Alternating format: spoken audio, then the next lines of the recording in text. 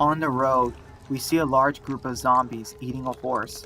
They munch on it as Captain Dellis and his men watch on. He watches on as he turns to his men. You 8 stay here and watch the zone. Keep the jammers going. We're gonna head to the plant. Kill anyone that passes down this road. He finishes as he gets inside his vehicle. He proceeds to drive off, leaving behind his soldiers. The 8 soldiers proceed to camouflage their vehicles, covering them in bush and brush. Afterwards, they load up their guns as they go hiding themselves into the woods. In the present, the full moon was out in the night sky as loud barking echoed in the air. The loud dog continued barking loudly as Benjamin looked downwards at it.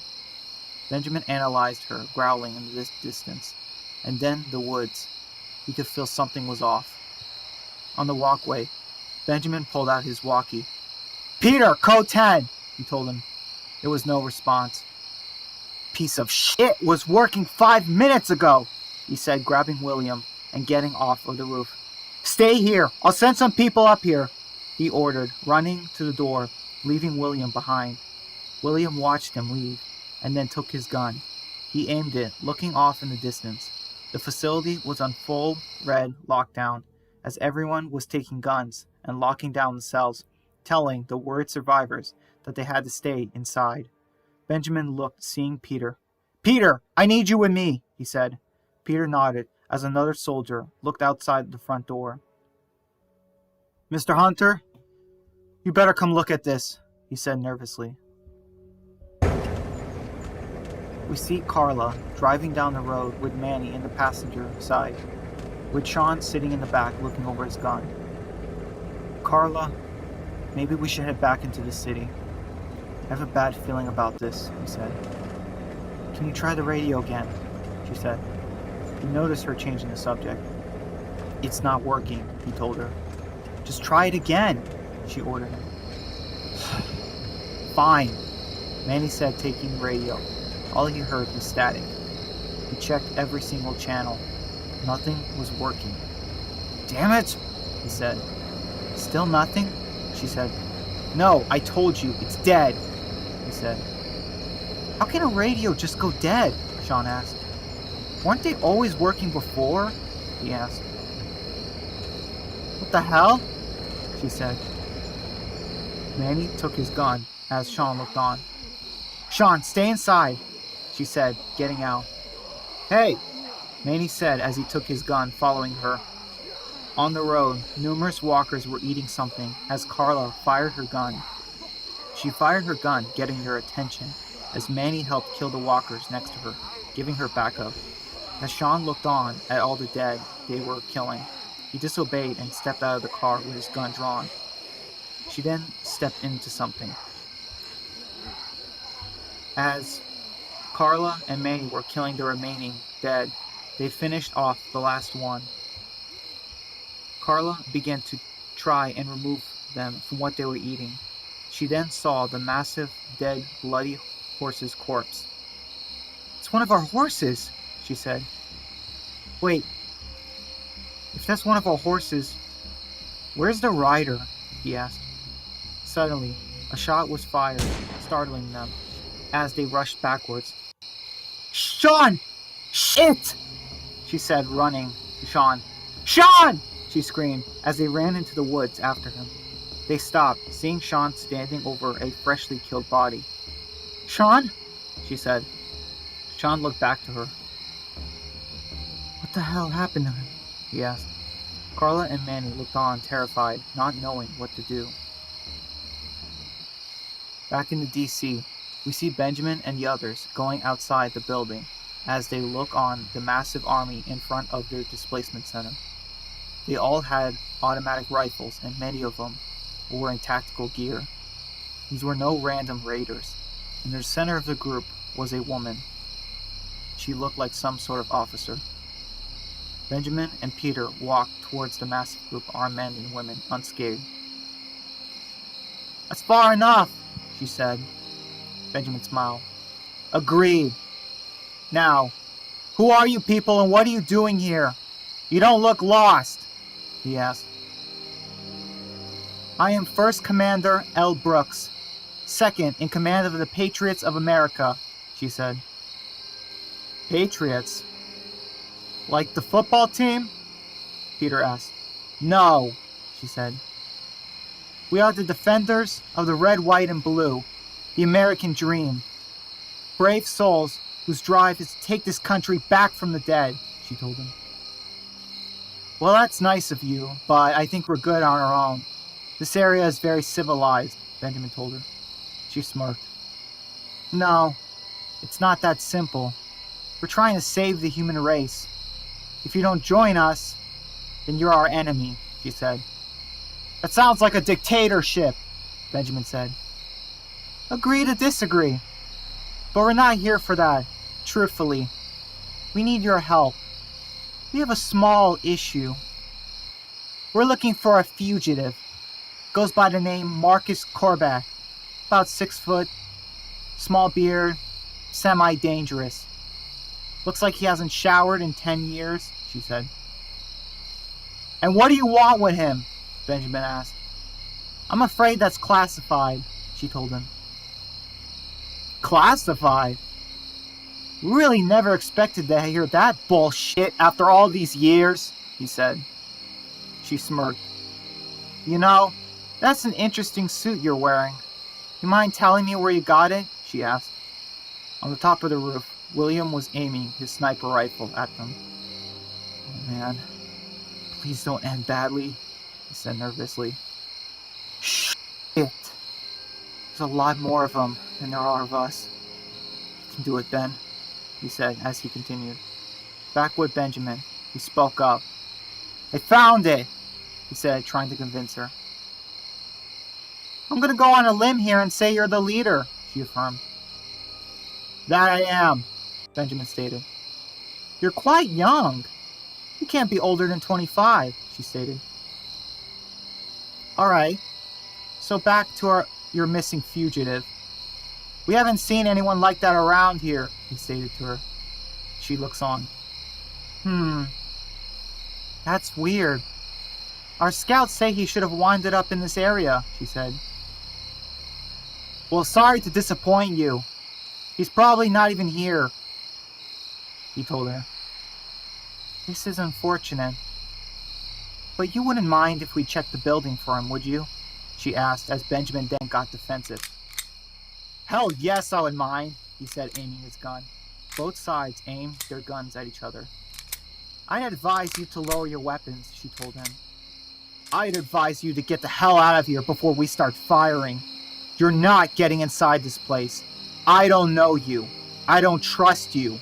We have innocent people in there, and there's no way in hell I'm letting you inside, Benjamin said, angry. Both sides aimed their guns. Ma'am, on your orders, the man stated. Everyone was in the standoff as the guys on the roof set their sights on the army. Everyone was tense as they all waited nervously for whoever would make the first move. No, she stated. Lower your weapons, she said, lowering her gun. Sorry to disturb you and get off on the wrong foot, but he's a dangerous man. If you see him, your people will no longer be safe, she stated. Well, we'll manage, Benjamin said nonchalantly. Of course. Before we leave, would you be so kind as to show us the way to get out of this area, she asked. Benjamin asked for a map and then proceeded to hand him one, marker included. Everyone was still tense as he casually mapped out a way for them to go. He marked it down for her, several roads as she observed him. Peter looked on, wondering what would happen next. By the way, our radios haven't been working very well, he stated. Yeah, ours neither. The radio signals here are absolutely terrible. Maybe it's the towers, she stated. That's probably it, Benjamin said, not convinced. You should be very careful. Things can get very dangerous out here, she said. Oh, We know, Benjamin said, not breaking eye contact. All right, everyone. Let's move out, she ordered, as they all followed suit, leaving with her in the woods. Benjamin, Peter, and the others watch on. Who the hell? He said, but Benjamin shushed him. Not here, he stated, as in the far distance, a soldier was using a police recorder, trying to listen in on their conversations. Benjamin used his hands, making a let's head inside gesture. Peter nodded as they all started retreating back inside the displacement center. As they got inside, the soldiers closed the doors. Seal every single possible exit inside the building. Check the radios again, see if they're working now. We really need to send a message to the other communities, he ordered Peter. Also, I need everyone to get the cars ready just in case, he stated when he saw William. William, how's the roof looking? He asked. They retreated in the woods. Told them to fire a warning shot if they stepped out again, he told him. All right, good, he said. I need your help, he said. We see everyone packing up, being given maps. Peter came forward. What's wrong? He asked. Benjamin wrote down orders and handed them to his men.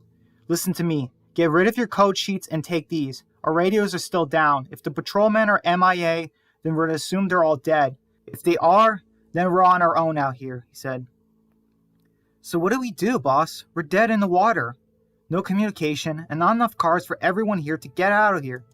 This place isn't designed for an all-out war, Peter said. Not to mention our esteemed guests they want so badly. Whatever the hell reason for, William said as Benjamin looked to Marcus. I need to think, Benjamin said. Back in the woods, we see Commander Brooks in the forest with her man. Commander, why did we retreat? We could have taken them all out, he asked. I'm sorry.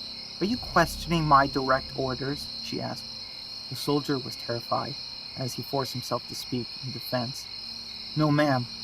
It's just that I thought our priority was to get him back ASAP, he stated. In time, Corporal. The General asked us to be patient for this mission. He specifically asked for us to wait when we retrieved him. She then took the map. As I suspected, the wolf marked all the roads that had the patrolmen on them. Her watch then buzzed at the exact hour. Corporal Riggs, turn off the jammers, she stated. He did, as he was ordered to. As she then took her walkie, the radio went off. Commander? It's Dallas, he stated. Go, Captain, she said. ODA is 10 for 10, code 515S0300, he stated with blood on his face. He passed by a body in the hallway as it reanimated. He then pulled out his gun, firing it as he killed the freshly turned zombie. Far away, back in the city, inside their house, we see Chris and Jessica sitting down at the table next to one another. They looked over the photo book as we see a grief streak in Jessica. I can't believe he hid this from us. What is going on in their heads? She stated. Why aren't you upset? She asked. Chris looked kind of scared as he slowly answered. Because I gave it to Dylan, he told her. What? Why? She asked, sounding betrayed. Jessica, you know I love you more than anything in the world. But you shouldn't have taken it out on Dylan the way you did. I know you and your sister broke all ties to each other, but you can't take your anger for her out on them. They didn't see everything she did, he told her. But, she said before he interrupted her, telling her to let him finish. Your sister was once a good woman. She worked for 10 years in the FBI. She helped get rid of the worst kinds of people off the streets. I know that doesn't excuse what she did after the outbreak, but do you really want to keep on hating her? Making me and the boys hate her? It's not right, he told her. It's not healthy. Just because you were her little sister doesn't mean you helped kill those people with her. You're not her. You had nothing to do with that. Jessica was crying. Guess I didn't realize how selfish I was being. God, just like her father, she said. No, your father was a piece of shit that didn't deserve either of you. He got what he deserved. Your sister protected you. She took care of the boys when we went out. She came to all their birthdays. We loved her, trusted her. She was your sister, even after what she did for Caden. The boys have every right to still miss her, even if she lost the right to be their aunt. Because love is something that is hard to get rid of, he told her. Jessica wiped the tears from her eyes. I just don't want the boys to turn on me like she did. I don't want them to know how bad it got, she said. They're not little kids anymore, dear. They're becoming men. So they need to know why things like this happen. Otherwise, they'll never learn to make the right choices. Punishing them for ignorance is gonna take them down a road of anger and indifference. Despite everything she did, whatever Caden wanted, he did manipulate her by pretending to love her. She chose him over us. But I don't want to still hate her, because part of me still misses her, she said. Chris smiled. It's because you still have a good heart, he said as he hugged his wife. She would go on for crying several minutes. I think you should go talk to the boys, he said, letting go of her. Elsewhere, Peter, William, and all the others geared up and proceeded to get ready. I'm gonna head to the plant with him. Get everyone ready. William, you go back and warn the city. Our radios are down, he told him. Benjamin pulled out a map. You guys take the off-road map back and meet with Kenton here at the closest checkpoint from us. You warn him these people, the Patriots, are here, and try to send word back. We'll need reinforcements, he told him. And get Manny, Chris, and Obadiah too, he told him. Yes, sir, he said. Good man. Benjamin then looked at Peter. Benjamin then opened a container and took out something. What are those? Peter asked. Night vision goggles. They were John's. I'm giving you these. I need you to watch our movements so Marcus and I can get out. They want him. If they find him or attack, I'll have him. I don't know yet if they want him alive or dead, but if they want him alive, then he will be a good bargaining chip, he told him. Suddenly, one of the soldiers brought the dog from outside to him. Hey, Kiara. Good girl, Benjamin said, patting her head. He wrapped a special vest around her. He put several pieces of paper inside the vest straps. He then put a few medical supplies as well. You never met my wife, Rachel, but I would really love for you to meet her. She'll take care of you. She's great with animals. Loves them. I just need you to find your way back home, he told the dog. Back with Carla and the boys, she looked around for any clue of what could have happened. Manny bent down, picking up a bullet casing. It was clean. Carla bent down and picked up a discarded and destroyed radio. Guys, look at this, she asked. The dead don't destroy walkies, she said. This wasn't the dead, he said, giving her the casing. Still high, he told her. Shit, she said. For being attacked, if they took out one of our road patrolmen, they could be taking out all of them. Carla got on the radio. Benjamin, Peter, William, are any of you guys there? She asked, just getting static. This is bad. What the hell is going on? She asked. Manny placed his hand on Carla. We should head back to the city. Let Rachel and the others know what's going on here, he stated. Carla refused. Not without Benjamin. We have to find him. But there's no way to warn him and the others through radio. What the hell could be causing it? She asked. Manny took a moment to think. Something was on his mind. What? Carla asked him. Well, it could be a jammer, Manny told her. A jammer? Carla asked. Yeah. We used to have them back when we were in the Patriots, he said. Sean looked on, scared. Carla was very alarmed. Manny, is your former group here? She asked. I don't know, he said. But if they are, it's already over, he stated. Back in the house, inside their room, The brothers were sitting down reading some comics when their parents slowly walked up to the door.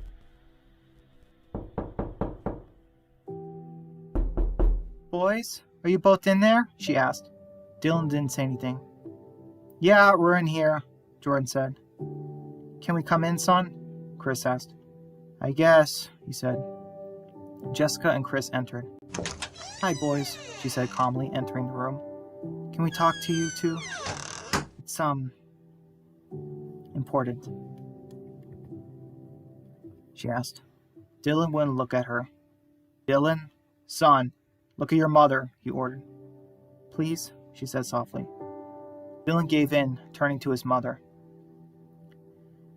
"I want to start off by telling you boys that I'm sorry for how I acted, especially to you, Dylan. You didn't deserve being yelled at like that. I know you boys mean well. You're good boys. I never want you to forget that." She sat down. "You boys know how I said your grandfather died from a heart attack when I was a little girl?" she asked. They nodded. "Well, I lied to you both. When I was younger than you two, I once broke my father's favorite bottle. I don't even remember what I was trying to get in the cabinet, but after I broke it, I remember him screaming so loud, I felt sick. So I ran into the bathroom and locked the door. I was so scared, I hid inside the tub. Your grandfather came for me. I couldn't make out what he was saying. All I remember was that he was so angry at me. While I was paralyzed with fear, stuck inside the bathroom, your Aunt Liza went into our father's room. She took the gun he always kept in the nightstand. I heard him shout for her to put it down, but then I heard 2 gunshots go off. I was too scared to open the door until the police came. Liza told me it was safe to come out. That was the first time your aunt saved my life." The boys looked on, horrified from the story. "Years later, she met Caden. Your sister protected me that day, and if it wasn't for her, we wouldn't have made it past the first day of the outbreak. She saved all our lives. I'm sorry I got so mad at you two. Regardless of what she did, your aunt was a member of this family, and I had no right to forbid you from still remembering and loving her, because that makes me a hypocrite. Despite everything she did, a part of me still loves her. You boys are so good. Better than I can ever be. Just remember, no matter how dangerous things may get in this world, you two cannot lose yourselves in the madness. There's so much evil in this world, and it'd kill me to see it take you two. Your father and I have always tried to give you a good example. We can't always be there for you boys, but never lose who you two are. I love you both," she said. The boys cried, hugging her. "I love you too, Mom. I'm sorry," Dylan said. "Yeah, I'm sorry. We love you, Mom," Jordan said as the 3 hugged. Chris joined in, hugging his family all together.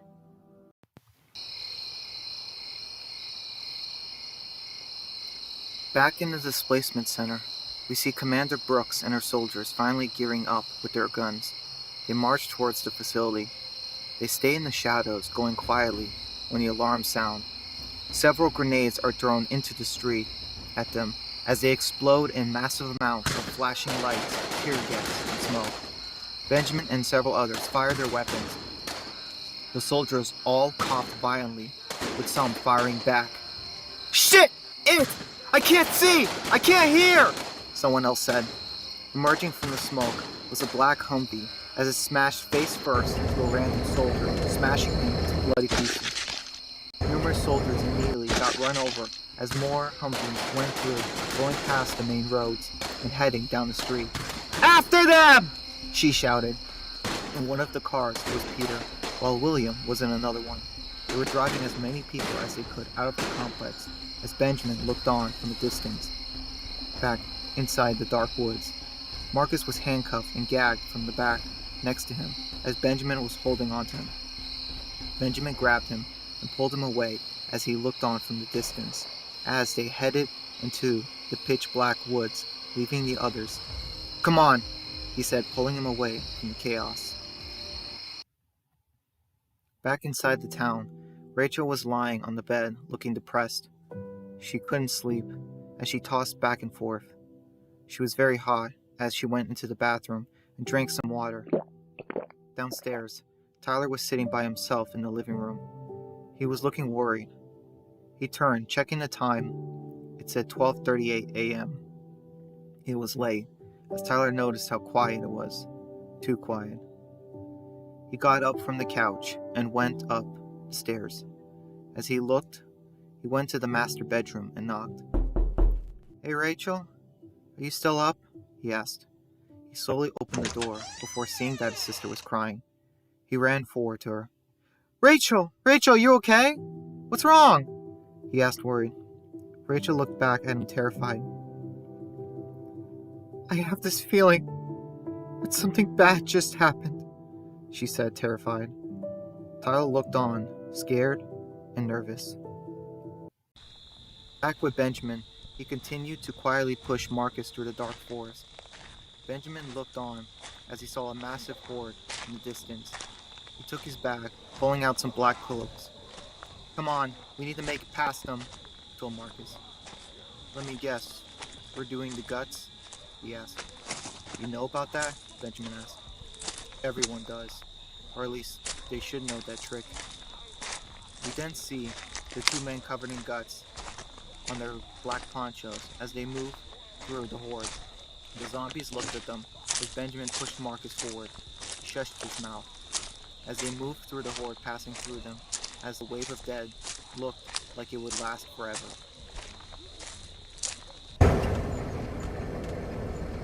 As Manny was driving the car behind the wheel, we see him driving off. "Wait, where are you going?" she asked. "I'm taking a different route back to the city," he told her. "It's too dangerous." "No way, we have to keep going. We have to find Benjamin and the others," she said.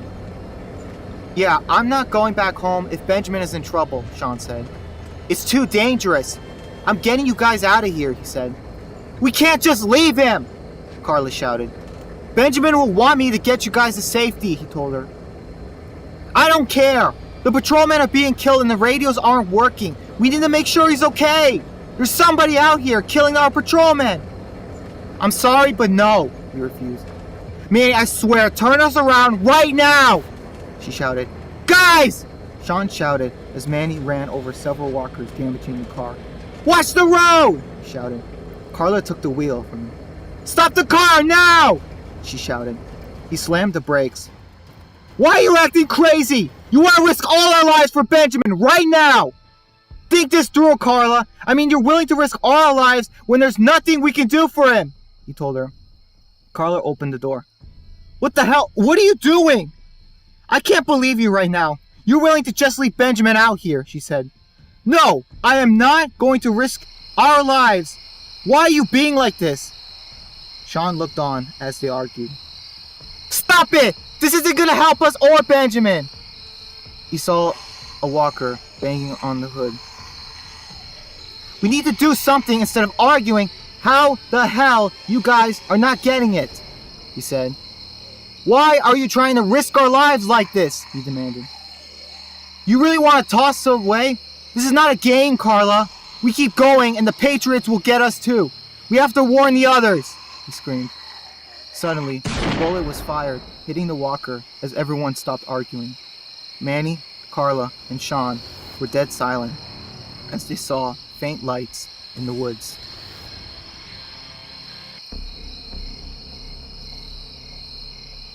Meanwhile, Benjamin and Marcus were hiding inside a small building as Benjamin removed his gag. "You really screwed my people, you know that? Why do the Patriots want you?" he asked. Marcus opened his mouth. "I used to be a pilot for the Marines. They mentioned something about wanting my skills," he told him. How could your skills be of any use to them? The only way it could work is if they had a plane or helicopter, and nobody, he said before stopping himself. And nobody has them, except them, Marcus stated. You have what? Hundreds of people? They have thousands, he told him, as Benjamin absorbed the information. I don't envy you, he said. What? Benjamin asked. Taking care of a group. It's the hardest job ever, especially a family. It's okay when you lose people, but a family, that's rare. Do you have a family? Marcus asked him. Benjamin answered. I used to. My family died when it all started, Benjamin revealed. Was it the living or the dead? Marcus asked. Both, Benjamin said. I had a family. The dead didn't kill them. There's nothing more dangerous in the world than people, and there'll never be, Marcus said.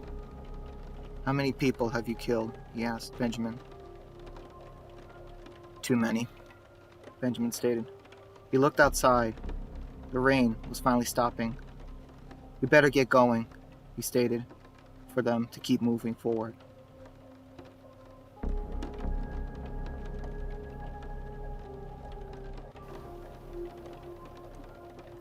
Back with Carla, the bullets flied off as Manny instinctively slammed on the acceleration. The bullets hit the window, breaking it, as a stray bullet struck Manny right in the shoulder.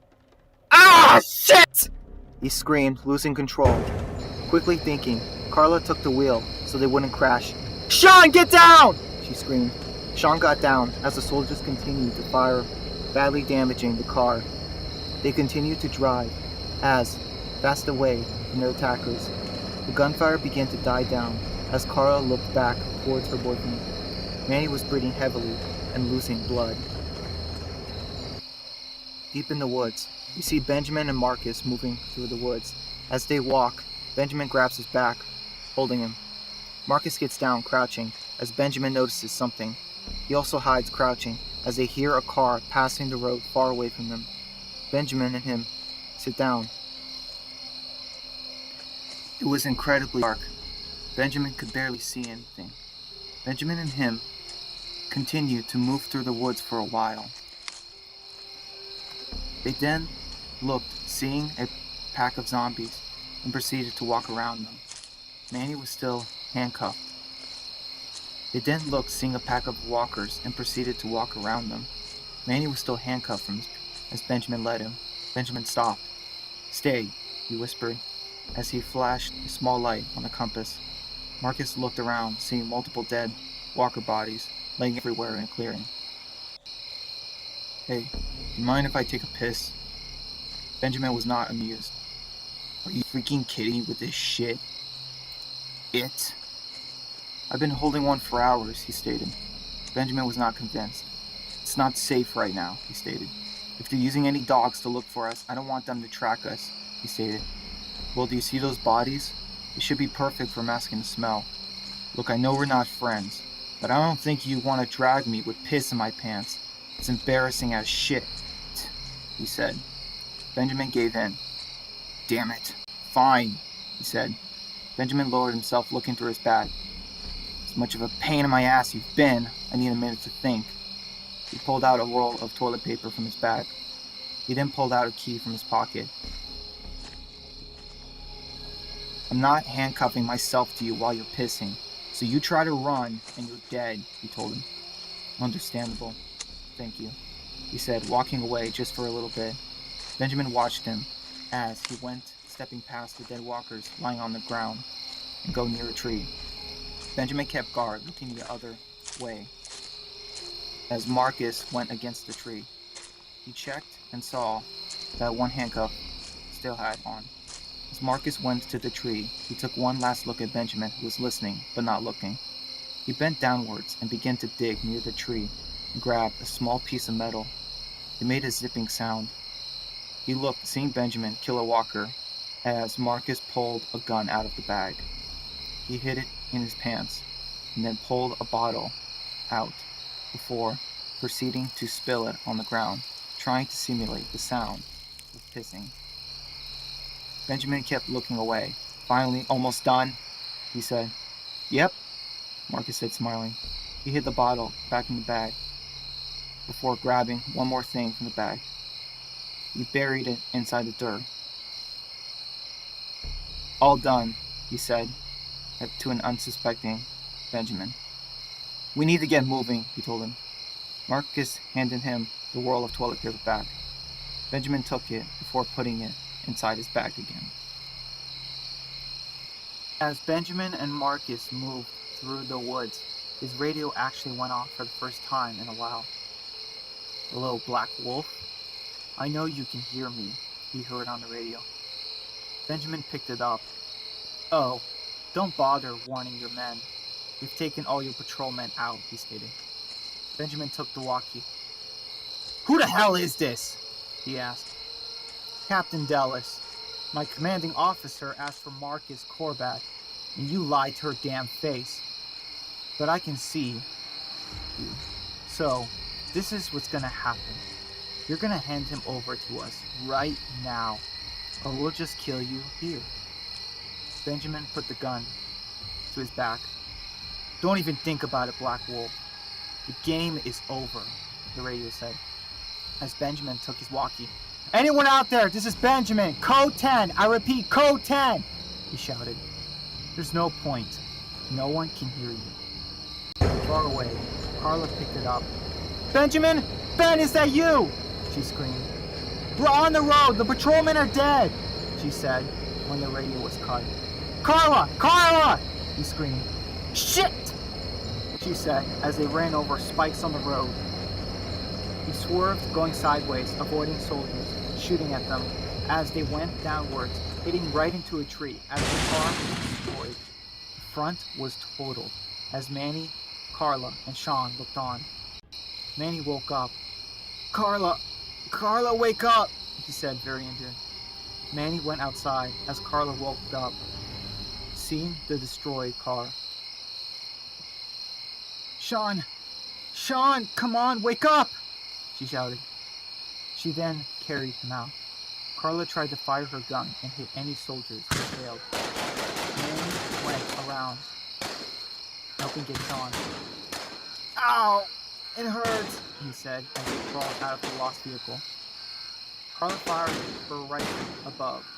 As they run, we see Captain Brooks holding a rifle and firing.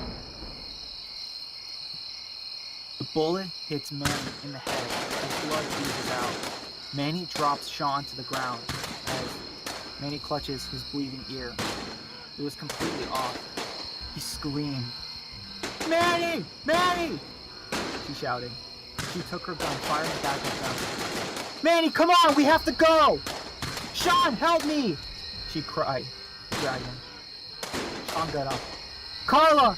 We can't! We have to go now! He said. What? No, I can't leave him! She said. We have no choice! They're coming! He screamed. Carla tried to drag him as Sean pulled his gun out. He aimed it at Manny's head. Sean, what are you doing? She asked, stopping him. We can't save him! He shouted. Carla then saw the lights. She dropped Manny, giving up, as he stopped moving. I'm so sorry! She cried, before grabbing Sean's hand and sprinting away as fast as they could. Come on! She shouted. The two of them ran as fast as they could, leaving Manny behind. As they ran together for a good long while, the pair was stopped as giant bright lights shined on them, blinding them. Before they knew it, they were surrounded by a massive amount of soldiers, and in front of them was Commander Brooks. Back with Benjamin and Marcus, he gets off the radio. Who the hell was that? Benjamin asked. Captain Dallas. He's been after me for weeks, he stated. From where? Benjamin asked. Where the hell did the Patriots come from? He asked. From Ohio, he told Benjamin. I have to go back for them. We have to run. But I need everything you have on the Patriots right now. They're from Toledo, Ohio. They started about 3 years ago when a dead rose in an old military base. Thousands of people went there during the fall. They're relentless. he said, reaching for his gun. And treacherous! Benjamin turned around, tackling him. As he fired his gun, missing Benjamin. Benjamin pinned him down, aiming his gun. You lying shit! You've been lying this whole time from the start! He said, reaching and pulling his gun out as he aimed it at him. Shit. You're a smart son of a bitch. Benjamin fired a warning shot. Call my mother that again, and I'll shoot both your damn legs and leave you for the dead's next meal. Shithead, he warned. Sorry, Marcus said, raising his hands up. Honestly, what gave me away? He asked. Everything.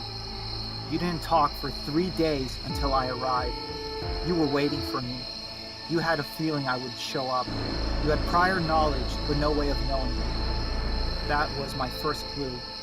Then the Patriots came and knew we had you. You didn't use a single roll of paper to piss, and his captain called me a black wolf. Somebody else called me a wolf last year, but it was at the hydro plant, which was where I was trying to get us. And then the real proof, you were lying. You said the Patriots are in Ohio from the military, but I know they're former FBI agent from Indiana. That's how I knew, he said, pointing his gun. Suddenly, his radio went off again. Drop the gun, Black Wolf, Dallas said. Benjamin looked over. We have you within our eyes. You shoot him, you die, and so does all of your people, he warned. He ducked, grabbing him, holding him hostage. Back off, shithead, or your spy is dead, he screamed. Spy? You really don't know the smallest from shit, he said to Benjamin. Marcus and elbow free, elbowing Benjamin in the face before grabbing one of his guns. Benjamin pulled his grenade pin as smoke sprayed everywhere, blinding everyone. Marcus fired his gun as Benjamin ran in the opposite direction. Captain Dallas and his men moved in.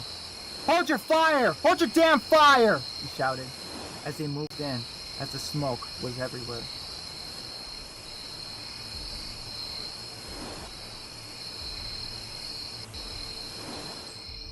Elsewhere in the woods, we see an injured Manny walking all by himself. He drops down, not being able to move anymore. Shit! What the hell am I supposed to do? He asked. He was bleeding from his shoulder and his ear, or lack of ear. He was panting heavily, losing so much blood. He was very faint. Carla? Sean? Why? He cried. As he continues to cry, all by himself, he stays hidden in the forest. He then hears bushes moving. Something was out there. It was getting closer, much closer. He was terrified as the unknown being emerged from the bushes, coming right at him. He gasped in shock. As Benjamin was running as fast as he could, he then saw a car light up as it drove towards him. He fired his gun at the car, causing some damage, but his gun clicked empty. Shit! He shouted, running as fast as he could into the woods. As he ran, he checked back, seeing men shouting past him. As he continued to run, he pulled the pins from his flash grenade as it explodes near the horde. Shit! After him! Benjamin runs as fast as he could. He kept running. He saw lights all over the forest. Benjamin fired his gun in all directions before his gun clicked. All of a sudden, several grenades landed right next to him. He couldn't react in time, as they all, right in front of him, exploded, blasting.